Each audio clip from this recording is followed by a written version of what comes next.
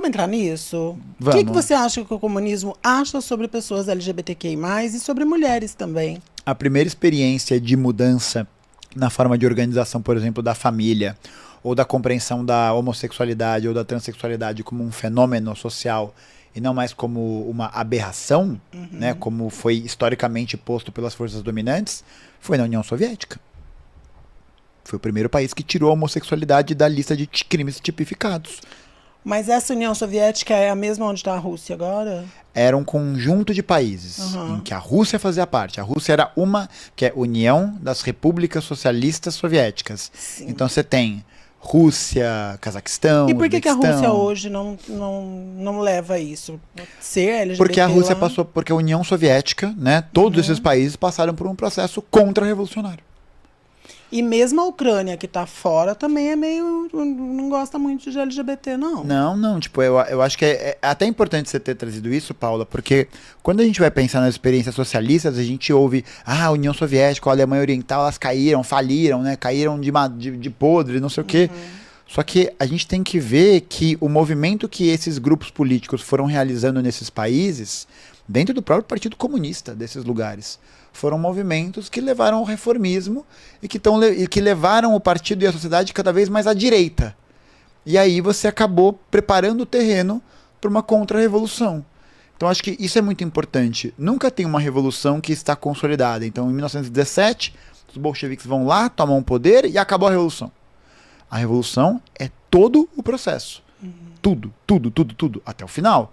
Tipo, até o comunismo chegar, assim, porque é isso, é um processo histórico, né, que cria essa montagem. Só que nos anos 80, a gente tem um movimento por parte dos Estados Unidos, da Inglaterra, de uma ascensão de uma certa ideologia que vai combater ferozmente essas perspectivas desses grupos, né, e por causa, né, dessas organizações, desse modo de ver reformista que desiste da revolução, basicamente, né, que abre mão da revolução, que fala, não, né, acabou aqui e tal, não sei o quê, você tem esse recuo. E aí você tem a ascensão de outras forças reacionárias, como é o caso, por exemplo, na Rússia, né, do Putin, como a gente vê o caso crescente de LGBTfobia em outros países daquele mesmo circuito de estados, né? Só que foi a União Soviética o primeiro país que descriminalizou a homossexualidade, em 1920, num Código de Família. Gente, e depois dá aquela volta para trás. Mas por quê? Porque a gente está vendo, Paula, a luta de classes. Então, tipo, se a gente não consegue avançar nesse sentido e conseguir constituir essa dominância, o inimigo avança de volta. Não tem meio termo. Por isso que fala que a luta pela liberdade ela é diária, né? A luta pela liberdade é uma luta constante. Uma luta constante. Então, aí você pode pegar outros exemplos, né? Porque você tem... quer dizer que não existia homofobia ou que não existia LGBTfobia dentro do circuito do pensamento dos países socialistas? Então, claro que existia. Claro que existia, porque essas sociedades, elas foram criadas no meio capitalista, sim. Claro. Então, tipo, você não tem como... Imagina, né? Se o socialismo começa amanhã no Brasil. Amanhã, pronto, bateu o botão ali, tudo socialista... As pessoas vão deixar de ser LGBTfóbicas da noite pro dia, machistas ou racistas, alguma coisa assim? Não, porque elas foram todas articuladas e pensadas nesse sistema. Todas. E mesmo nos casos em que a gente tem comportamentos LGBTfóbicos, né? Que na época se chamava homofóbico porque era a única sim, percepção, entendi, né? Entendi. Tipo... Em Cuba, que muita gente fala que Che Guevara matava os gays, fuzilava os gays, não sei o quê, porque tem essas histórias que a galera usa contra. Até usam o John Williams com aquela famosa foto dele, que ele tá com uma foto do Che Guevara na camisa. Não, ele se veste de Che Guevara. Não, né? mas aí eles brigam, o cara matava LGBT, agora um LGBT vestido de... E aí você vê que, até um parênteses muito rapidinho, assim, que interessante, né? Porque o John Williams é um cara, por exemplo, que vai abraçar a pauta LGBT, né? Que é um representante do tal. Só que é um cara que é alinhado, por exemplo, com o sionismo de Israel, que é uma ideologia política colonialista que ele apoia e que está diariamente matando palestinos. Não sabia do John Williams com essa... Ele é bem próximo dessas ideias. Por exemplo... Isso é certo mesmo? Não é questão de ser certo. Não, ele já... Não, tô dizendo, é certo isso que você tá dizendo? Sim. Ele já deu alguma... Sim. Que já deu declarações isso. favoráveis a isso, assim. Não, por exemplo, Israel. Israel é um país que se gaba por ser um país de LGBT friendly, né? Um país discordo. super avançado e tal. Não, Discordo, perfeito. Já discordo. temos aqui, ó, já o bate-bola já tá discordo. aqui. Mas por quê? Ah, porque é o LGBT, não sei o que tem a liberdade de viver lá. Só que Israel foi um estado criado em cima da vida de outros povos. É um estado que consegue falar dessa liberdade por quê? Porque prende, cerca outros grupos. Então, tipo, é um negócio meio assim. Eu fui pra Geórgia ano passado, e aí a Geórgia também é um país que fez parte da União Soviética, era a República Soviética da Geórgia, e é um país que fica ali perto da Armênia, tal, uma região próxima da Rússia. E hoje é um país super fascistizado, super de direita. Todo mundo é muito de direita. E tem bandeira LGBT do lado de bandeira Israel no país. Por quê? Porque você está criando esse sentimento quase de uma identidade, né? de uma ideia de um etno-estado, assim, de um estado que as pessoas se reconhecem como parte daquele grupo. E os LGBTs palestinos? Eles não são gente? Para os israelenses, não. Para os sionistas, não. Eles não são gente. Eles são uma raça inferior. Eles são vistos assim, né? Porque é essa ideologia que se cria em torno disso. Como que aquilo se sucedeu, né, menino? Guerra. Porque Guerra era e- tudo dos palestinos, pelo que eu entendo. Aí foi aos pouquinhos, colocam um terrinho aqui, o negócio, quando vi... Foi um processo em que a Palestina foi passada de controle de mãos de vários países, né? Você tem o protetorado britânico, depois o protetorado francês, uma parte da França que vai se formar ali e tal. E o movimento do sionismo, né, que vai ser a formação, né, dessa ideia do Estado de Israel nesse lugar e tal, ou em algum lugar, ele vai ser articulado por essas forças e colocado ali a força contra os palestinos, né? No processo da Nakba, né? Que é o que significa desastre, que você vai impor, né? No regime mais colonial possível ao seu modo de pensar. E não é tão antigo isso, né? É como se, de repente, quisesse colocar a Argentina aqui no Brasil. Não foi tem o quê? 60 anos isso? Não, é mais tempo. O sionismo tem mais de Não, 100 anos. não, eu digo na história, mas depois que a ONU parece que pegou, a ONU foi a última a ter controle ali, não foi? A ONU reconheceu a criação do Estado de Israel em 1948. É isso que eu quis dizer. Ela reconheceu a criação do Estado de Israel. Aí é meio 48. recente. Imagina se resolvem fazer isso aqui. A criação de Israel ela é recente. Mas o processo que leva à criação de Israel, a Nakba como um todo, ela é anterior. Porque ela começa, por exemplo, quando a Inglaterra domina aquela região. Porque quando a Inglaterra domina aquela região, ela vai fazer o que ela bem entender. Quando a gente vê a colocação de assentamentos ali que vão expulsar as famílias palestinas de lá, isso é anterior à criação de Israel. Só que a criação de Israel acaba criando um movimento, né, de ofensiva desses grupos contra os palestinos. E onde que era Israel, no final das contas, gente? Onde que era? Pra ficar pegando o lugar dos outros. Não, existe essa elaboração teórica, né? Enfim, essa elaboração geográfica e tal, de que ali é a terra que é a terra prometida, né? De que é a terra que está nos escritos e tal, e que não faz... Quando você pega para analisar no próprio sentido do judaísmo, né? Os judeus ortodoxos, muitos são contra Israel. São contra Israel nesse conflito Israel-Palestina. Porque eles acreditam que a terra prometida, né, que essa ideia da redenção tal, só vai vir pelo Messias. E o Estado de Israel não veio pelo Messias. Ele foi uma criação imposta de um certo grupo. Então é muito comum a gente ver protestos nos Estados Unidos, por exemplo, de judeus ortodoxos a favor dos palestinos, ao lado dos palestinos. Então, tipo, você tem isso, né? Esses vários circuitos assim. Aí, né, até voltando para Cuba. E a gente até pulou. Não, mas é isso. A desgraça de conversar com um aquariano com acidente de aquário é essa. Vai Aquário com acidente de aquário? É. Por favor, pode ir embora. Não, por que eu sempre escuto isso? Não precisava nem ter vindo. Não, exatamente, Aquário? né? Bom, gente, muito obrigado aí pelo programa. Tô brincando. Não, mas- A minha sobrinha é aquário, eu adoro ela, é maravilhosa. Não, ó, por exemplo, a questão de a gente ver a LGBTfobia em Cuba, por exemplo. Os cubanos eram LGBTfóbicos? Sim. Sim, havia isso, né? Isso é parte do processo de formação daquela cultura durante muito tempo, e o governo socialista de Cuba vai aderir àqueles programas LGBTfóbicos por algum tempo. Porque você entende isso, né? Você tá ali e tal, e aquilo ali parece normal. Só que você passa a fazer um processo de revisão dessas ideias desde os anos 70, em que você fala, não, ó, galera, a gente errou, a gente cagou no pau, tal, não sei o quê.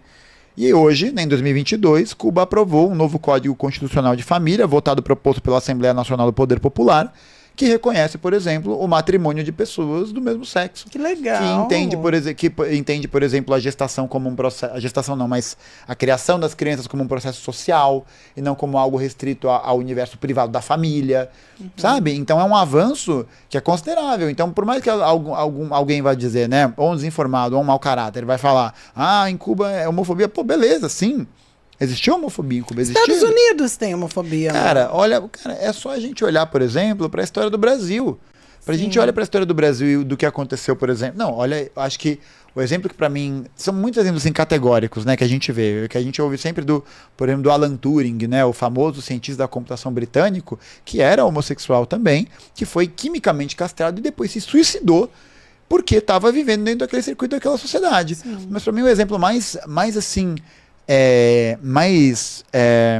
cru desse processo, quando eu estava lendo sobre isso, é sobre o que foi a representação da comunidade LGBT no Giro Mortal da AIDS. O Giro Mortal da AIDS foi todo colocado pela sociedade livre do mundo democrático como sendo o quê? A praga gay. A praga gay, o câncer com certeza, gay. Sim. E aí você tem isso. A Organização Mundial da Saúde tirou a homossexualidade da lista de doenças, de problemas em 1990. E a transexualidade em 2016. Entendeu? Eu era uma pessoa lida doente até 2016. Tudo bem que eles usam o argumento de que eles colocavam ainda a transexualidade dentro do CID pelo fato de que para fazer a resignação sexual pelo SUS precisaria ser algo patológico, algo assim. Mas aí você vê Mas isso. Mas ainda assim nos colocavam como Você cria a ideia de patologia, né? Um negócio que é uma doença, que é um negócio que é fora da normalidade. Vai pegar. Você vê mesmo, né? Tipo, a gente observa mesmo as estruturas. A gente vê que as pessoas LGBT muitas vezes no Brasil são as pessoas que têm as piores oportunidades no mercado de trabalho, que muitas vezes tem que recorrer a profissões que são muito degradantes em muitos sentidos. Eu acho que aí dentro disso que você está falando, ainda tem os padrões. Isso não é para todo LGBT. Perfeito. Eu diria até que as travestis ainda são essas marginalizadas. Com certeza. E mesmo com todas as lutas, eu entrevistei meninas aqui que se prostituíam nos anos 90 e ainda precisam se prostituir, porque também não tem oportunidade de trabalho. Com certeza. Não, isso é até interessante, né? Porque a gente percebe que até dentro da comunidade LGBT, a luta de classes existe. E muito forte. Existe, porque você tem, né? O gay padrão, você tem aquela... Tem o gay que discrimina a travesti, tem a travesti que também dá B.O. com o gay, assim, essa idealização, né? É esse processo em que você não consegue permitir com que essa pessoa entenda essa estrutura toda de dominação, em que ela quer se colocar num lugar de poder. Sim. Ela quer fazer parte da classe dominante. Ela quer mostrar ali que ela é foda, que ela tem essa liberdade, que ela tem esse reconhecimento, que ela tá inserida nesse aspecto, né? Inserida como consumidor, inserida como sujeito do capitalismo. Sabe? A parte fofa da briga LGBT é que é sempre assim, querida, eu tenho uma bolsa da Gucci, você não tem, é mais ou menos assim. Não, e eu acho... Tô brincando. Não, e eu tava lendo outro dia sobre essa perseguição também, e é muito interessante da gente ver como esse processo de perseguição às travestis, sobretudo, é muito intensificado no Brasil desde os anos 80. Tem uma operação... Amor, Operação Tarântula, nos anos 70. Eu ia falar isso agora, a Operação Tarântula, sim, exatamente. Mandava matar. O governo fazia isso, tira das ruas, não importa como. Era da época do governo do Maluf e de um outro arrombado lá, que eu não lembro o nome. Mas, tipo, era isso. Mas era governo federal, viu? Durante a ditadura militar. E aí, esse tipo de prática de política existe. Mas você vai ver, por exemplo, algum liberal, algum conservador falando sobre a Operação Tarântula? Não. Você vai ver algum liberal falando sobre como, por exemplo, as travestis ou a comunidade LGBT vai ter os piores empregos no centro de telemarketing, na prostituição, nos empregos de terceirização de tudo isso? Não vai. E talvez entre naquilo que você estava falando antes, já foi implementado antes, então, porque até hoje, vamos supor, se eu for agredida na rua e eu procurar, dependendo da polícia que me atender, do policial que me atender, dependendo, não estou generalizando não, pode ser que diga assim, vou fazer o quê? Não, você se tem vira. Se vira, sim. Tem isso. É um circuito de violência que vai só crescendo, mas você não vê essa indignação. Por quê? Porque a galera que fala, por exemplo, que a homofobia é isso, né? Usa isso como um argumento contra o socialismo, não está interessado em defender a vida das pessoas LGBT. não está interessado em defender a dignidade das pessoas LGBT. Porque se estivesse interessado em defender a dignidade das pessoas LGBT, era favorável, por exemplo, à criação de políticas públicas que pudessem garantir algum tipo de dignidade para essas pessoas vulneráveis. E a gente não tem. O que a gente tem? Uma política econômica que diminui o orçamento nessas áreas e que faz com que esses grupos fiquem ainda mais vulnerabilizados, precisando apelar para essas atividades que são de extremo risco, que sofrem violências de várias sortes diferentes e que acabam produzindo aquilo que é um dos elementos centrais do capitalismo, né? Que é a colonização dos corpos. Que é você criar uma dominação de um corpo sobre o outro, de você criar essa ideia de um corpo, de um sujeito normal, né? De algo que é normal, de um sujeito que tem que ser preservado, e do outro, que é tão fora, que é tão marginal, que a vida não importa, que a vida não interessa. E ainda mais, né? Não é à toa que a direita hoje se apoia tanto nessa brisa, por exemplo, do pânico trans. Também. Por quê? Porque você precisa criar esse espantalho, você precisa criar esse inimigo. Suas criancinhas vão ser pegas no banheiro por pessoas. Mas ninguém fala, por exemplo, que a maior parte das crianças que são abusadas hoje no Brasil são abusadas dentro de casa e pelos pais. Tios, irmãos mais velhos. Exatamente. Amigos da família. Isso ninguém vai falar, né? Não vai. Mas vai ter ali muitas vezes o pastor, né, que vai estar ali pregando para as pessoas sobre essa moralidade, esses valores e tal, e vai estar cometendo esse tipo de crime contra os seus fiéis e contra a educação sexual nas escolas e contra a conscientização. Por quê? Porque isso é uma afronta à família, é uma afronta a essa forma, porque é isso, é uma afronta à maneira de como a família está organizada dentro do próprio capitalismo. Enquanto isso, a gente vê pastores pegos com abuso em meninas, meninos, crianças, Sim, entre si. em todo mundo.